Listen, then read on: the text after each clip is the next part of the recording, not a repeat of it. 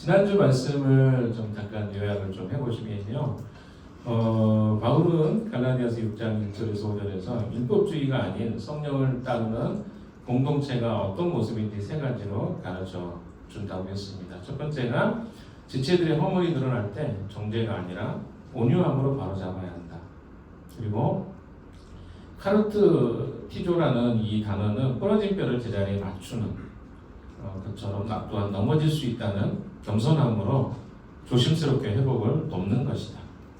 이게 이제 공동체 안에 필요하다. 두 번째는 혼자 감당할 수 없는 무거운 짐, 발해. 한 주간 동안 발해라는 단어를 많이 들어보셨을 겁니다. 발해는 공동체가 함께 나누어져야 하는 짐입니다. 예수님이 우리의 죄의 무게를 대신 진 것처럼 서로의 인생의 무게를 나눌 때 예수 그리스도의 법이 완성된다라고 이야기를 했습니다. 세 번째는 동시에 각자가 하나님 앞에 책임을 져야 할 자기 몫의 사명, 포르테온이 있다. 그래서 자기의 짐은 자기가 져야 된다. 그리고 내가 질 수 없는 짐을 다른 사람이 져주는 것이지 내 짐까지 누군가가 다 져주는 삶은 아니다. 그렇지 않습니까? 이게 이제 지난주에 했던 이야기죠. 그래서 이런 균형을 가져야 된다. 함께 지는 사랑과 각자의 책임에 책임 위에 있을 때 우리가 건강한 성령의 공동체가 세워질 수 있다. 그렇다면 그 공동체에 지속하는 힘이 어디 있을까? 오늘 이제 본문의 이야기를 좀 나누려고 합니다. 그 전에 그러면 이런 현재 삶에 있어서 이런 율법주의적인 삶이 어떤 거고 또 성령의 인도를 받아 살아가는 삶이 어떠한 건가를 좀 고민이 될 것 같아서 좀 그 부분을 한번 찾아봤습니다. 제가 그랬을 때 우리에게 해당되는 게 뭐가 있을까? 어떤 게 우리에게 해당되나 했을 때 아마 이런 부분들이 가장 잘 드러나는 것이 SNS 아닐까요? 그래서 나는 이렇게 잘 살고 있어. 신앙생활도 잘하고 나는 괜찮아 라고 증명하는 것들이 인스타그램이나 카톡 프로필. 그래서 요즘에 카톡에 옛날에는 그게 없었는데 내가 안 보고 싶은데 자꾸 누가 떠요. 그럼 뜨면 신경 쓰이잖아요. 신경 안 쓰이는 사람들은 상관없는데 신경 쓰이는 사람들은 제가 어디 갔다 왔네? 근데 대부분의 사람들이 자기 좋은 내용만 올려놓지 나쁜 내용 올리는 사람들이 없잖아요. 그러면 그게 자꾸 우리에게 신경이 쓰이고 또 교회에서 봉사하는 사진이라든가 성경 구절을 이렇게 갑자기 이 사람이 이런 구절이 내가 그런 사람 같이 안 하고 있는데 뭐 그런 구절이 올려 있기도 하고 이런 것들을 볼 때 우리는 조금 비교도 되기도 하고 또 내 마음속에 이런 마음 때문에 올리기도 하겠죠. 나 이 정도면 괜찮은 사람 아닌가? 라고 하는 어떤 것들을 누군가에 인정받고 싶어서 그런 것들을 올리기도 하는 것 같습니다. 그리고 교회에서 봉사나 사역을 할 때도 어떤 일을 할 때도 체면 이거 내가 이번에 이거 안 하면 또 내가 맨날 안 하는데 이번에도 안 하면 또 뭐라 하지 않을까? 이런 생각들. 일단 또 우리 박예영 자매 간증하는 간들 가야 되나 말아야 되나 눈치 때문에 가야 되고 체면 때문에 의무감 때문에 해야 되는 이런 것들이 우리 안에 굉장히 많은 것 같아요. 이런 것들이 율법적인 삶이라고 이야기할 수 있을 것 같습니다. 또 어떤 모습이 있을까요? 교회 안에서도 있을 수 있을 것 같아요. 가장 이제 우리들 안에서 가장 할 수 있는 게 평가, 누군가에 대한 평가. 또 우리가 라벨링 한다고 하죠. 유독 이 사람은 진짜 못하네 뭐 이런 거죠. 마음에 안 들어. 자꾸 구멍을 내요. 내가 이 사람만 아니면 편할 것 같은데 자꾸 이 사람 때문에 내 발목이 잡히는 것 같아. 그러면 속으로 무슨 생각합니까? 그 사람에 대해서 되게 평가하죠. 얘는 미숙한 사람이야. 혹은 또 신학적으로 미숙한 사람이 있을 수도 있죠. 교회에서 눈치가 좋고 없을 수도 있고 사회적 민감도가 떨어지는 사람도 있잖아요. 민감도가 높은 사람도 있지만 민감도가 떨어지는 사람도 당연히 존재합니다. 운동을 잘하는 사람이 있고 못하는 사람이 있는 것처럼 똑같아요. 그런데 자꾸 어때요? 신앙적으로 미숙해 보이는 사람을 보면 속으로 어때요? 아, 이 사람은 나보다 낮은 사람. 신앙이 내가 저보다 낫지. 이렇게 생각한다거나 저 사람 저게 문제야. 저 사람 저게 문제야. 문제만 파는 사람들이죠. 좋은 건 잘 안 보이고 단점만 보이는 사람. 저러니까 발전이 없지. 답답해. 뭐 이런 거. 그래서 마음 안에 표현을 안 하죠. 정죄의 칼날을 세웁니다.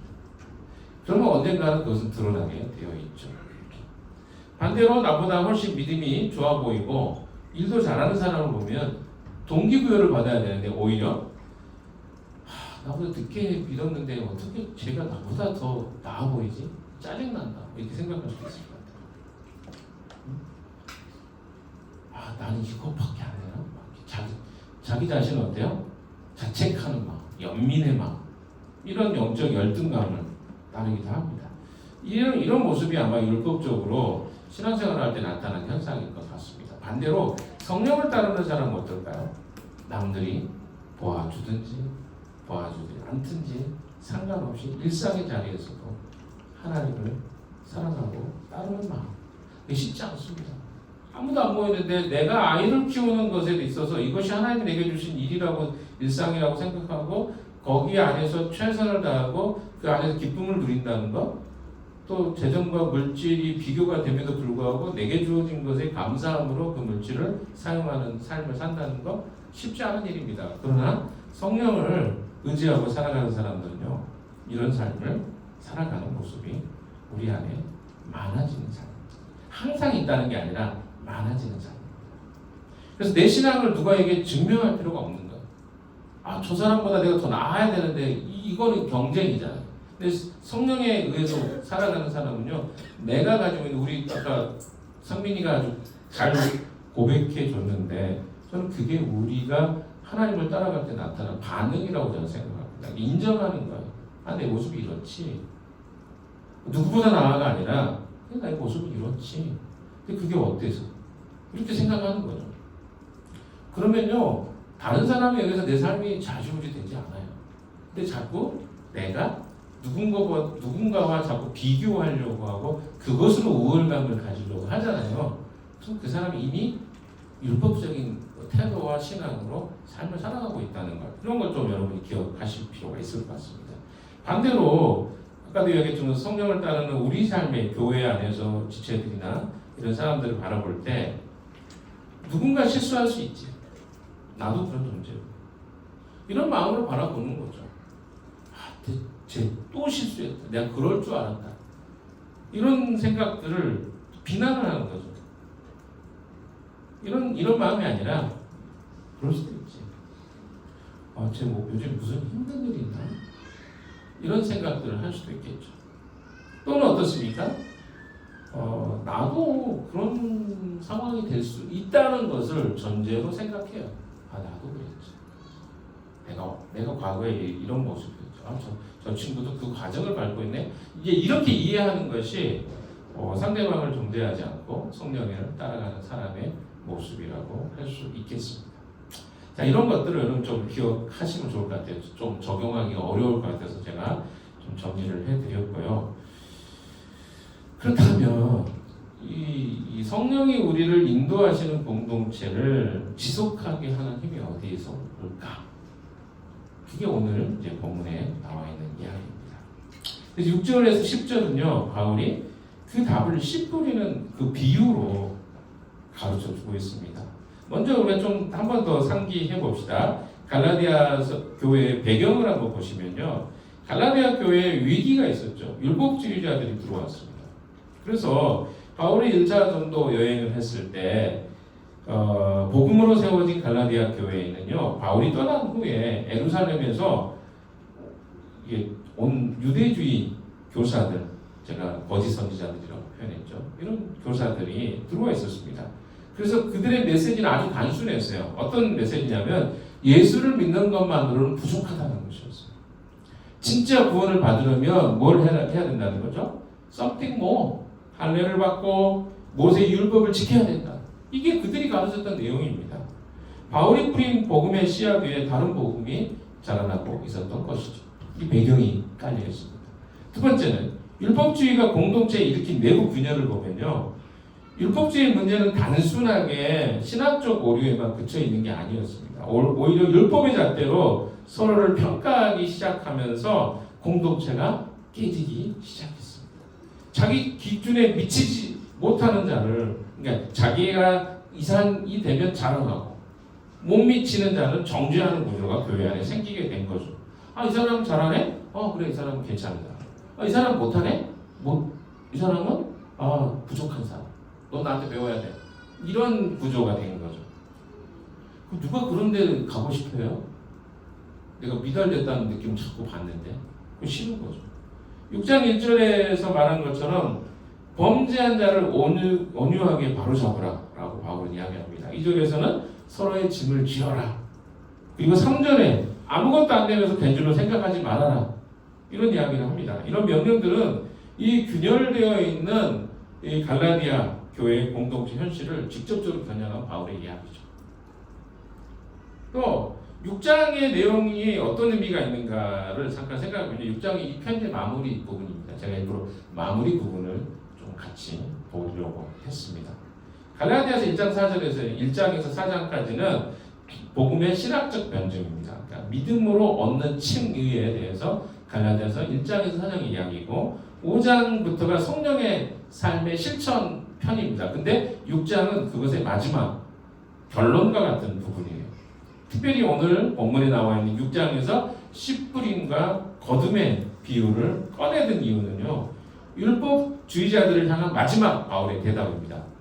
무슨 대답인가 이제 찾아보면 되는 거죠.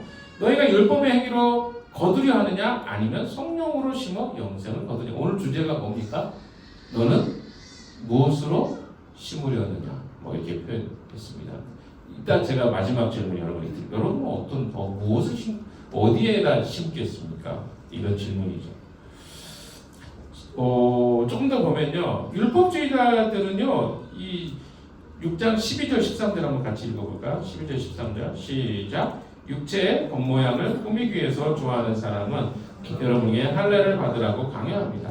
그것은 그들이 그리스도의 십자가 때문에 받는 박해를 면하고자 하는 것입니다. 할례를 받는 사람들 스스로도 율법을 지키지 않으면서 여러분에게 할례를 받게 하려는 것은 여러분의 육체를 이용하여 자랑하려는 것. 그러니까 바울은 이들의 동기가 무엇인가를 정확하게 이해했습니다. 그들의 동기가 무엇입니까? 십자가로 인한 박해를 피하려고 했다. 그래서 율법주의를 추구하는 거다. 또 하나는 그 당시 핍박이 있었으니까 실제로. 두 번째는 뭐냐?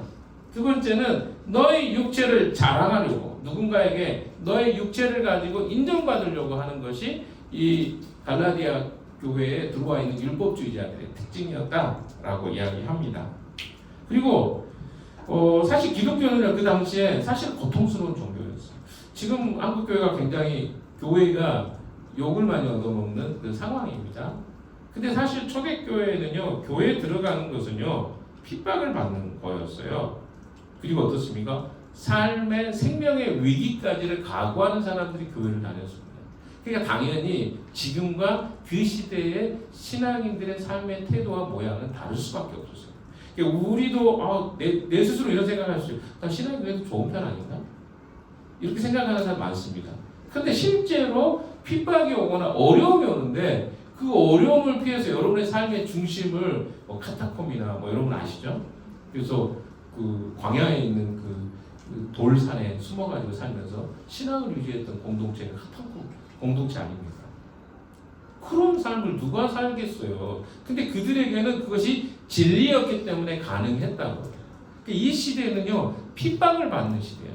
근데 여러분 중에 핍박을 받는 교회 의사가 누가 있어요? 그때 부모님이 뭐라 하는 정도가 아니라 사회적으로 그것을 금기하고 또 감옥에 가고 또 심한 경우는 순교당하는 그런 상황에서 예수를 믿는다는 것은 지금과 상당히 많은 다른 차원의 모습이라고 저는 생각합니다. 자, 이런 율법주의자들의 동기는요 핍박을 면하기 위해서. 그럼 뭘 해야 돼요? 예수가 중심이 되면 안 되는 거예요. 또 하나는 뭐예요? 자기가 인정받고 칭찬받고 자랑받기 위해서 교회 생활을 한 거예요. 그래서 교회가 그런 모습으로 바뀌어갈 수가 없었던 거죠. 이런 배경 속에서 오늘 6장의 이야기를 하게 됩니다. 자, 6절의 말씀을 한번 먼저 시작해 볼게요. 6절 첫 번째 부분입니다. 시작. 말씀을 배우는 사람은 가르치는 사람과 모든 것을 함께 나누어야 합니다. 여기에 이제 6절에 들어와서 이 부분이 왜 나오는지 궁금해할 수 있을 것 같습니다. 이 부분은 독립적인 한 절로 구분이 되기도 하지만 엄밀하게 따지면 뒤에 나오는 7절에서 10절의 내용을 이끌어내기 위한 도입부입니다. 굉장히 중요한 전환구이자 도입부 부분입니다. 왜 그런가를 일단 좀 설명해 보겠습니다. 내용을 해석해 보면요, 예수 그리스도의 친교, 그리스도인들의 친교, 교제에서 불가피한 의무가 발생할 수 있는데 그 의무를 소홀히 여기지 말라는 거예요. 사실 바울은 갈라디아 교회뿐만 아니라 굉장히 많은 교회들로부터 서포트를 받을 수 있는 사람이었어요. 근데 한번 생각해 보세요. 바울이 왜 서포트를 받을 만한 사람인가? 그 사람은요, 교회를 개척했어요. 갈라디아 교회도 그렇고 고린도 교회도 그렇고 빌립보 교회, 굉장히 많은 교회를 개척했어요. 그런데 실제로 서포트를 하는 사람들은 누구냐면 엉뚱한 사람들이었어요. 그러니까 실제로 그들에게 복음을 전해준 사람이 아니라 그들에게 거짓으로 뭔가 내용을 가르치고 하는 사람들은 다 서포트를 하는데 진짜 그들에게 복음을 가르쳐줬던 바울에 대해서는요, 그들이 다른 서포트를 하지 않았습니다. 이 문제를 사실 여러분이 기억하셔야 돼요. 그래서 영적인 것은 어떻게 보면 영원한 거거든요. 이 바울이 이야기하는 측면에서 봤을 때, 그리고 잠시적인 것이 아니 영원한 것, 일반적인 정보와 지식은 잠깐이잖아요.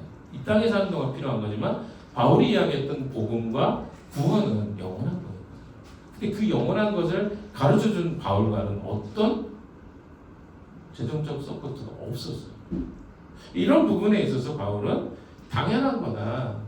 그러니까 성령이 너희의 삶을 지배를 하면 그것이 무엇에 당연한 의무를 져야 되고 어떤 것에 의무를 지지 않아도 되는 것을 구별할 수 있다. 그런 차원에서 6절 이야기가 나온 겁니다. 여러분 잘 기억하시면 좋을 것 같아요. 그래서 단순히 바울이 가르침을 주는 자에게 물질적 지원을 촉구하는 반드시 좁은 의미가 이 재정에 대한 것을 서포트해라라고 하는 것이 바울이 이야기하는 6절의 의미이기도 합니다. 근데 이것은 굉장히 좁은 의미고 넓은 의미는 뭘까요?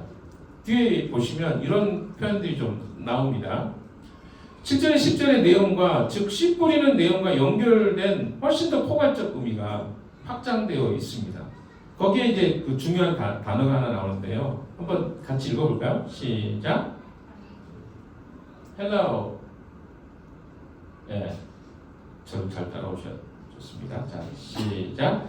코이노네이토라는 단어입니다. 이것은 함께하라는 그런 단순히 함께하면서 나누라는 그런 의미가 아닙니다. 코이노니아에서 나온 이 동사인데요. 이 단어의 의미는 삶 전체를 공유하는 관계 속으로 들어가라라는 겁니다. 이 단어를 바울이 사용하고 있어요. 그게 무슨 말이냐면 물질적인 나눔을 포함하되 그것에 국한하지 않는다는 것입니다. 가르침을 받는 자가 가르치는 자와 단순한 수혜 관계가 아니라 코이노니아의 관계를 이루어야 한다는 것입니다. 그러니까 우리가 생각할 때는 바울이 물질을 나누라라고 했는데 그게 아니라 삶 전체를 함께 나누라는 것이죠. 함께하는 것입니다. 이것은 꼭 목회자와 성도만의 관계는 아니라고 저는 생각합니다. 우리 교회는 지금 목자들이 나와야 되는데 지금 정체되어 있어요. 근데 목자는 거의 목회자 수준이 돼야 돼요. 누군가를 돌보고 케어하는 것에 전문적으로 그 사람을 인정하는 사람입니다. 우리는 그 사람을 세울 때 거의 모르겠어요. 누가 첫 목자가 될지는 모르겠지만 사역자를 세우는 것처럼 세우려고 생각합니다. 네. 우리는 당신을 성도 지도자로 인정합니다라고 하는 그런 세레모니를 할 거예요. 그만큼 중요한 리더의 모습입니다. 그래서 이 사람과도 그런 관계가 돼요. 지금 여러분 중에는 예비 목자로 세워졌지만 아직 그 과정이 명확하게 여러분이 리더로서 그 사람들을 이끌고 또 그 목숨을 다해서 그들에게 내 삶과 시간을 줄 수 있는 정도의 상황은 아니라고 생각해요. 그래서 우리가 그 과정을 지금 예비 목자들을 통해서 진행하고 있는 것입니다. 자, 아무튼 이런 관계가 목자가 나왔을 때 똑같이 동일하게 해석이 되는 거죠. 목자와 같이 내 삶을 나누는 거예요. 그래서 이것은 굉장히 중요한 일이라고 저는 생각합니다. 그래서 진정한 코이노니아의 이 관계가 바로 가르치는 자와 배우는 자의 관계가 되어야 됩니다. 여러분이 앞으로 풍삼초첫 길을 하는데 연습하는 사람 말고 진짜로 여러분이 그것을 그 사람의 영적인 리더로서 가르치는 자들이 되잖아요. 그들과 함께 여러분의 삶을 함께 나누는 자가 돼야 돼요.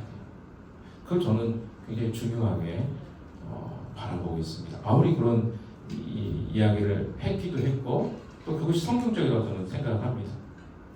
얼마나 영광스러운 일일까요? 만약에 우리 교회 첫 목자가 나온다. 저 굉장히 티지만 감격할 것 같아요. 진짜. 네. 진짜 그럴 것 같습니다.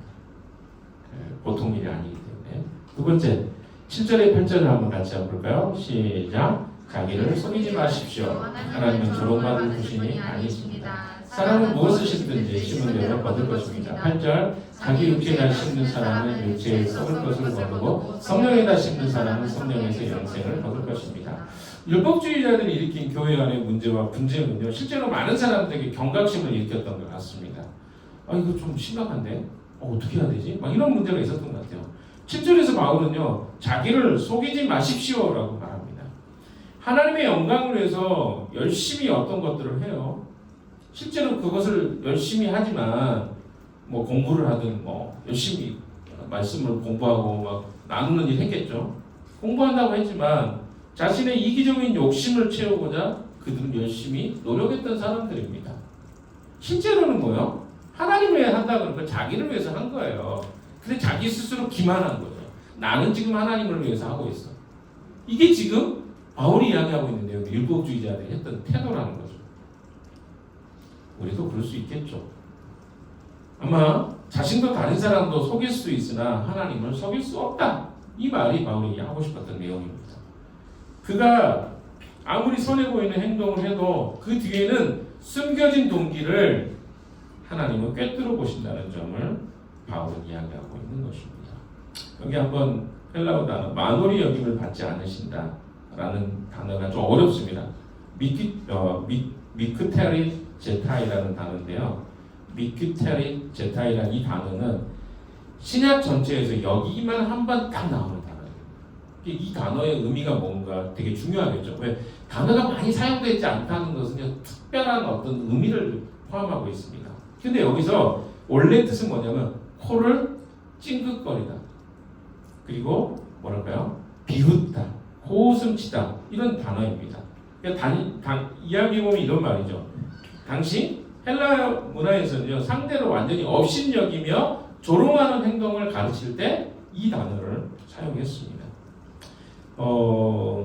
근데 여기서 세 번역을 잘한 것 같아요. 여긴 조롱하다고 됐거든요. 근데 개역개정에는 만오리역이라 예전에 저도 만오리역이라는 단어가 되게 어려웠어요. 만오리역이 뭐야? 다 몰라요. 근데 이 세 번역에는 오히려 번역이 잘 된 것 같아요. 조롱하는 것으로 표현되고 있죠. 그러니까 하나님은 조롱을 받으실 분이 아니십니다. 라고 이야기하고 있습니다. 하나님은 우리가 당연히 해야 될 의무를 가볍게 여기는 것을 결코 용납하지 않으시는 분이라는 것입니다. 7절에서 하반절의 이야기 내용을 보면 이렇죠. 7절 하반절의 내용은요. 사람은 무엇을 심든지 심은 대로 거둘 것입니다. 이건 우리는 보편적인 원리죠. 심은 대로 거둔다. 이거 모르는 사람이 누가 있습니까? 우리의 삶에서 모든 것에 이것은 적용이 됩니다. 이것은 다른 말로 영적인 원리도 적용이 되는데요. 하나님의 심화는 하나님의 씨를 뿌리는 것에도 당연히 상응하는 결과가 있다. 무슨 말이냐면 하나님께서도 영적으로 씨를 어디다, 그러니까 여기 굉장히 중요한 게 뭐냐면 얼마나 열심히 뿌리느냐가 아니에요. 어디에 뿌리느냐가 핵심입니다. 그러니까 우리가 육체적으로 열심히 뭔가를 하는 것, 이게 우리는 굉장히 중요한 거로 평가하잖아요. 근데 그게 아니라는 것. 어디에 뿌릴 것이냐에 초점이 있다는 것을 여러분이 기억하셔야 됩니다. 한 사람이 복음을 듣고 실제 삶에서 어떻게 그것을 취급했느냐에 따라서 그의 운명이, 그러니까 내가 복음을 들었어요. 그 복음을 들은 다음에 그 다음에 그가 어디에다 나의 씨를 뿌릴 것이냐. 이게 육체로 뿌릴 수도 있어요. 그 육체로 뿌리면 뭐예요? 결과가 어디로 나옵니까? 육체에 나타나. 성령이 뿌리면 성령의 결과가 나타나. 이 이야기입니다. 8절 한번 같이 읽어봅시다. 시작. 자기 육체에다 심는 사람은 육체에서 썩을 것을 거둬. 여기서 왜 썩을 것이라고 했을까요? 인간의 육체는 반드시 죽어서 썩기 때문에 그렇죠. 그래서 육체가 나쁜 게 아니죠. 운동 열심히 하고 좋잖아요. 대표적인 운동선수들 우리 교회에 있잖아요. 근데 안타까운 건 뭐냐면, 안타깝다는 건 그 사람에게 문제가 있다는 게 아니라 안타까운 소식을 전해드리면 이건 영원하지 않다. 육체는 영원하지 않습니다. 과거에 열심히 그 축구 잘했던, 날렵하고 했던 사람들이 시간이 지나니까 운동선수들 다 어때요? 다 몸이 늙으니까 못 움직이죠. 안타까움이 진짜 영원하지 않다는 것이 필요하죠. 필요하지 않다는 말이 아닙니다. 그러나 영원하지 않다는 거예요. 이 부분을 명확하게 바울은 이야기하고 있는 것입니다. 8절 다음에 8절에서 내용도요 이런 내용으로 해석이 될 것 같습니다. 자기 육체에다 씨를 뿌리는 사람은 육체에서 썩을 것을 거두지만 성령에다 심는 사람은 성령에서 영생을 거둘 것이다. 앞에서 이야기한 것처럼 오늘 중요한 것은 우리가 얼마나 열심히 씨를 뿌리느냐가 아니라 어디에 씨를 뿌리고 있냐는 것입니다.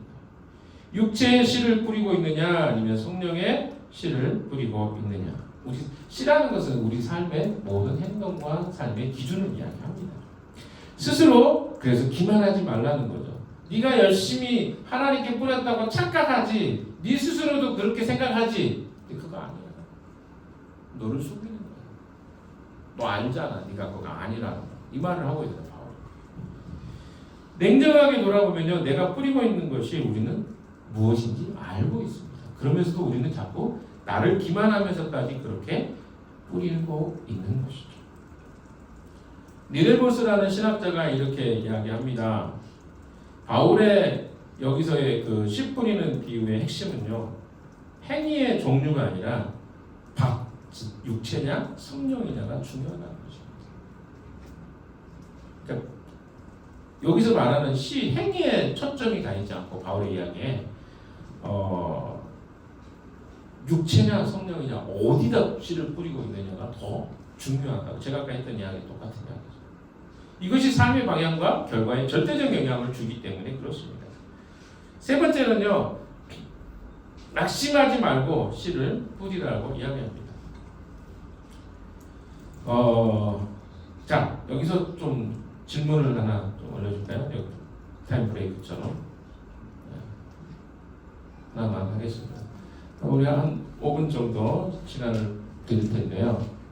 자, 여러분은 어느 밭에 심고 있습니까? 요즘 내가 시간과 마음을 가장 많이 쏟는 일을 떠올려 보면 그것은 육체의 밭에 가깝습니까? 성령의 밭에 가깝습니까? 그렇게 생각할 이유는 무엇인가요? 이 이야기를 옆에 있는 사람들과 함께 좀 나누도록 하겠습니다. 셋, 둘, 셋 하든지 저까지 아니면 좀 저쪽으로 가셔도 되고, 자 여기도 둘, 셋, 둘, 셋 이렇게 하시면 될 것 같습니다. 좀 잘 알아서 잘 나눠서 지금부터 5분 동안 나눠가는 시간 갖도록 하겠습니다. 여러분들은 어디다 지금 씨를 뿌리고 계셨나요? 생각을 스스로에게 답을 해보십시오. 마지막 부분에 한 번 더 이 말씀을 나누겠습니다. 구절의 말씀을 같이 읽어볼까요? 시작. 선언에 하다가 낙심하지 맙시다. 멈춰서 넘어지지 아니하면 내가 이를 때 거두게 될 것입니다. 선한 일을 하다가 낙심하지 말라고 이야기합니다. 이곳에 배경이 되는 것은요, 추수하는 날이 지연되는 그런 긴장감이 있습니다. 아, 뭔가 내가 기대했던 결과가 지금 당장 안 나와. 근데 그 시간이 오래돼 가는 것 같아. 그때 느껴지는 긴장감이죠. 그럴 때 사람들은 어떻게 됩니까? 의식이 조금 흐려지고 생각도 나태해지고 또 어떻습니까? 긴장감이 풀어지고 열정이 사라지게 되죠. 안니한 마음이 생기게 되는 그런 상태입니다. 그렇게 하지 말라는 거죠. 바울이 그 이야기를 하고 있습니다. 구절에서 말하는 이 선을 행한다는 것은요, 다른 말로 이야기하면 성령으로 행하는 삶 전체를 의미합니다. 내가 성령으로 살아가는 것이 어떤 의미가 있지? 선을 행한다는 것은 성령에 의해서 그 삶을 따라가는 걸 의미하거든요. 근데 내가 육체로 살아갈 때는 당장의 어떤 결과물들이 보인단 말이에요. 주식도 투자했는데 떡상됐어. 이런 거 당장 보이잖아요. 내가 어디 음식을 먹었어. 그럼 그거 맛있다 맛없다 당장 놀러 가면 어디 갔는데 너무 좋더라. 이건 당장 되는 거잖아요. 다 이런 것들이죠. 그런데 어떻습니까? 하나님 나라? 에이, 왜 이렇게 안 보이는 이야기를 해? 응? 그게 당장 실현됩니까? 저하고 무슨 상관이지? 이런 사람들이 의외로 많아요. 이런 부분을 이야기하죠. 우리가 성령으로 따라가면 나한테 뭐가 도움이 됩니까? 이런 이야기가 될 수도 있겠습니다. 여기에 9절에 이야기하는 엔카코온테스라는 이 단어는요, 낙심하지 말라는 이 단어는 단순하게 감정적 낙심이 아닙니다. 용기를 잃다, 비겁해지다, 내면에서 악이 자라다라는 복합적 의미를 가지고 있습니다. 그러니까 여러 가지 의미에 낙심되는 것, 용기를 잃고 비겁해지고 내면에서 악이 자라나는 거예요. 이러지 말라고. 왜? 내가 너무 기다리다가 이게 안 되니까 악한 것에 내 마음과 시간을 들이는 것으로 발전되어 가는 것을 경계하는 것이죠. 피곤해서 쉬고 싶다. 그것을 말하는 게 아니에요. 그런 어떤 쉬고 싶다는 어떤 게 아니라 선을 행하는 것이 점점 두렵고 무의미하게 느껴져서 마음이 무너지는 상태를 이야기합니다. 이런 낙심을 갖지 말아라는 것입니다. 누가복음 18장 1절에서도 동일한 이야기가 나오죠. 항상 기도하고 낙심치 말아야 될 것을 비유로 말씀하시되, 누가복음 18장 1절의 말씀입니다. 기도하는데 낙심이 돼요. 그래서 기도가 안 되는 거예요. 기도 안 하고 싶어. 해봤자 뭐가 있어? 똑같은 거야. 9절 하반절에서 말하는 때가 이르매라는 단어는 카이로이디오라는 단어인데요. 여러분 잘 알죠? 카이로스라는 단어는 단순한 시간의 흐름인 크로노스와 반대되는 하나님의 정해진 시간, 특별한 시간을 카이로스라고 합니다. 크로노스는 어때요? 일반적 그냥 흘러가는 시간, 이렇게 이야기하죠. 하나님이 정하신 결정적이고 무르익은 순간입니다. 이디오스라는 이 단어는 각자에게 고유한이라는 뜻. 그러니까 다른 말로 하면 각자에게 고유하게 주어진 카이로스의 시간이라는 뜻이에요. 무슨 말이 이해되시나요? 그러니까 우리 각자마다 다 어때요? 시간과 때가 다르다는 거예요. 그래서 우리가 낙심하는 이유가 뭐냐면 하나님의 카이로스를 내 크로노스로 측정하기 때문이죠. 그러니까 내가 흘러가는 시간 속에 하나님의 카이로스를 내 시간에 안 맞춰 왜 하나님 이렇게 안 줘요? 라고 하는 거죠. 근데 우리는 뭐예요? 카이로스의 시간에 우리의 시간을 맞춰야 돼요. 그렇기 때문에 낙심한다는 거죠. 하나님의 시간에 맞추어 사는 삶이 그리스도인의 삶이라는 것입니다.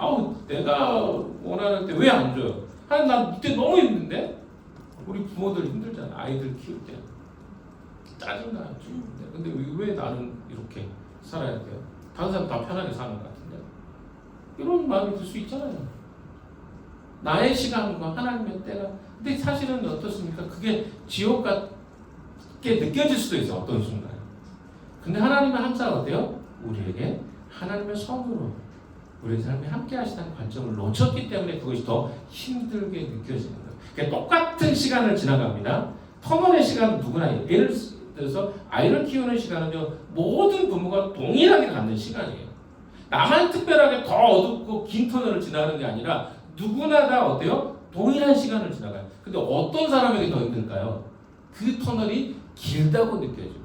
나에게 주어져서는 안 되는데 주어졌다고 느끼는 사람에게 더 힘든 거예요. 무슨 말이 이해되시나요? 나에겐 이런 어려움이 없어야 된다고 생각하는 사람에게 그 터널은 무지하게 길거든요. 그러나 우리가 생각해보세요.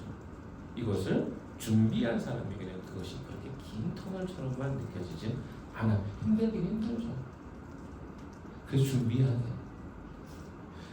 사람들이요 왜 어떤 걸 미리 어떤 일이 생길 걸 알려주냐면 이때 가면 여기서 조금 덜컥거릴 겁니다. 조심하세요. 또 5분 후에 그런 일이 있을 거예요. 이걸 아는 사람하고 모르는 사람 차이가 뭔지 아세요?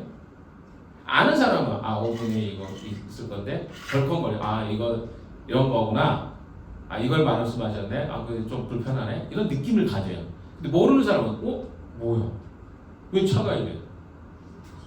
이게 모르니까. 아는 것이 그래서 중요한 거예요.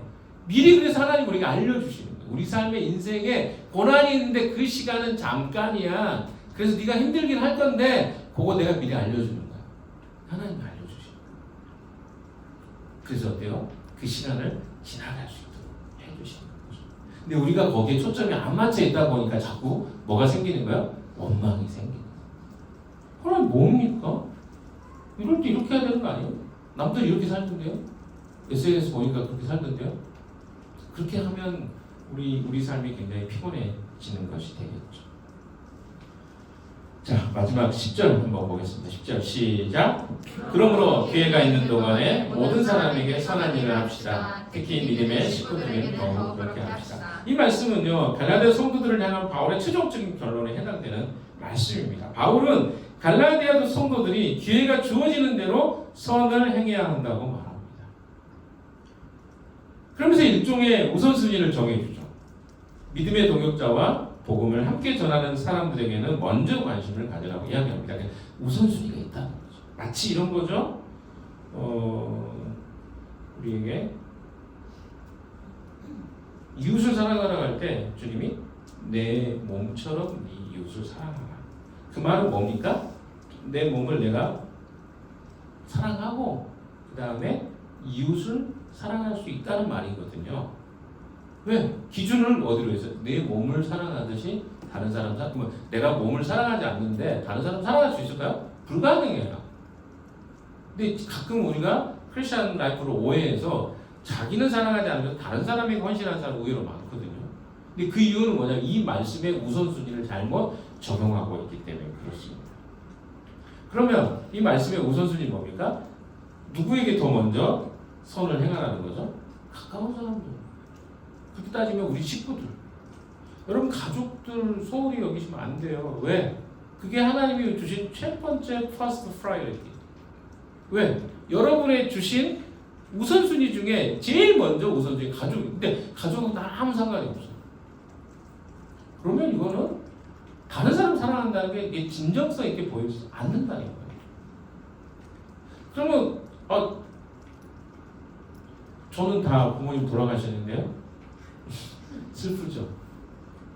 그럼 나에게 우선순위는 조금 변할 수 있겠죠. 제 아버지 어머니 다 돌아가셨어요. 그럼 어때요? 그 가족의 우선순위가 조금 변형이 돼요. 그럼 공동체 쪽으로 좀 훨씬 많이 변형이 됐습니다.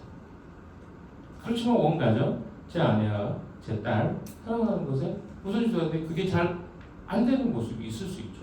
근데 우리는 그런 이야기를 들을 때 내가 이걸 조정해야 되는구나 이렇게 생각을 하는 거죠. 근데 우리의 모습 속에 이 선을 누구에게 해야 되냐 대상이 없잖아요. 그러면 여기서 말하는 선을 해가지고 어떻게 해야 돼? 이런 생각들이 굉장히 많이 들어올 것 같습니다.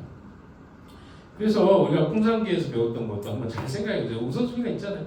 하나님의 사랑이 가장 먼저고 두 번째가 나를 사랑하는 거 이해하고 사랑하는 거 세 번째가 공동체를 사랑하고 이해하는 공동체는 멀리 있는 크리스천 커뮤니티가 저기 어디 아프리카에 있는 사람들 사랑하는 게 아니라 내게 주어진 공동체를 사랑한다. 이게 이제 하나님이 풍산기를 통해서 우리 가르쳐 주는 겁니다. 마지막이 뭐예요? 내가 속해 있는 세상 이렇게 가는 거예요. 순서가 있는 거죠.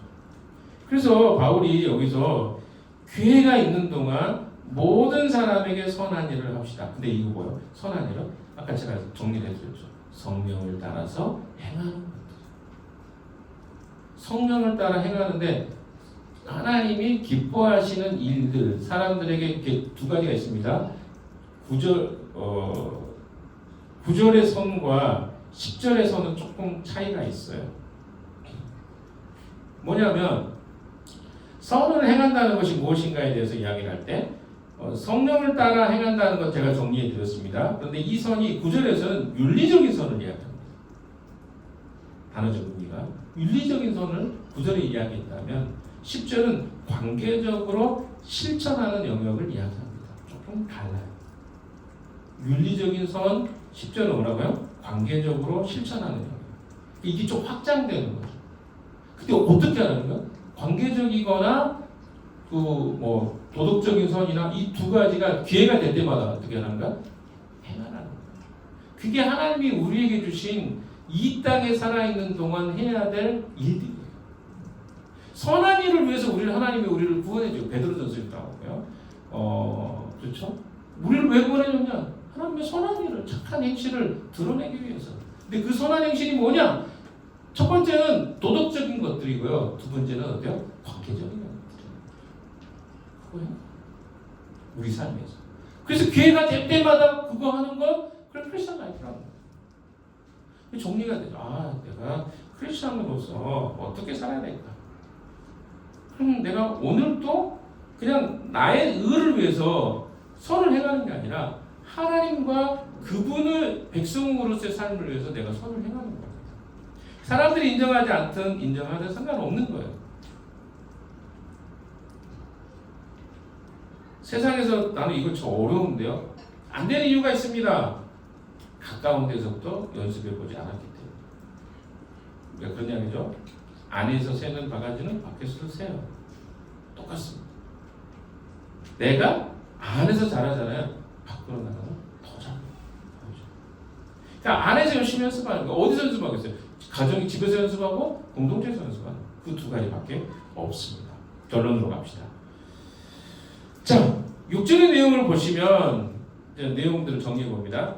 가르치는 자와 모든 좋은 것을 함께 나누는 것은 단순히 가르치는 자와 잘 지내라는 말보다는 이것이 성령의 삶을 살아가는 사람에게 주어진 의무라는 것을 가르쳐 줍니다. 성령을 살아가면 당연히 어때요? 가르치는 자에게 물질적으로 함께하는 거 당연한 거예요. 의무다. 왜? 나에게 영적인 것들을 그가 채워주는 어떤 일들을 하고 있기 때문에 그렇게 하는 것이 성령의 삶을 따라가는 사람이 너무 당연합니다. 바울이 이야기하는 이야기죠. 또한 가르침을 받는 자가 서선에서 가르치는 자와 좋은 것을 나누는 것이 성령 공동체의 특징이다. 이렇게 정리가 됩니다. 7절 8절은요. 우리가 무엇을 행하느냐는 것보다 즉 열심히 씨를 뿌리는 것에 초점이 아니라 너는 어느 밭에가 씨를 뿌리고 있느냐? 너는 육체야? 성령이야?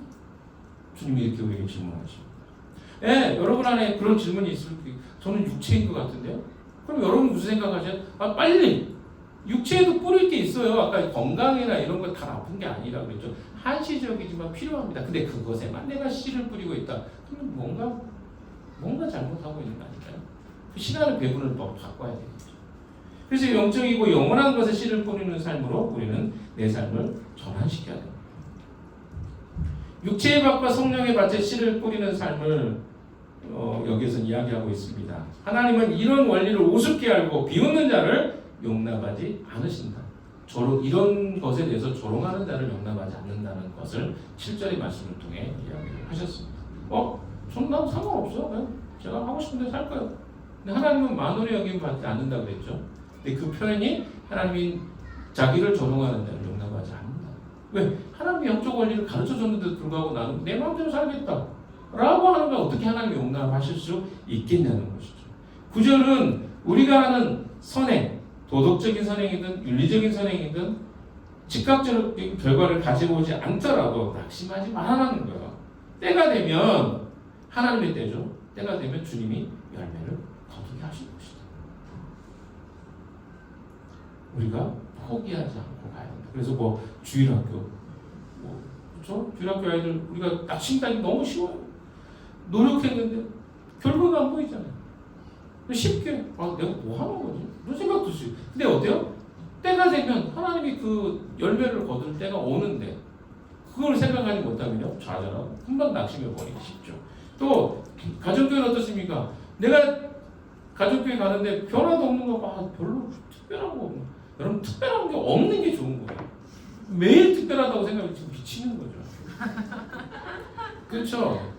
이 엔돌핀이 과다한 거 그것도 이상 증세예요. 그러니까 뭐냐면 특별할 때 엔돌핀이 나오는 게 정상입니다.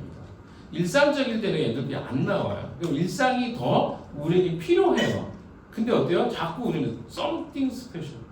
그래서 사고 치는 거예요. 너무 큰 엔돌핀을 생각하지 마십시오. 그게 정상적인 거예요. 결혼 생활 처음에만 엔돌핀 잠깐 돌아요. 그리고 시간이 지났는데 계속 나는 엔돌핀이 미치도록 돌고 있다.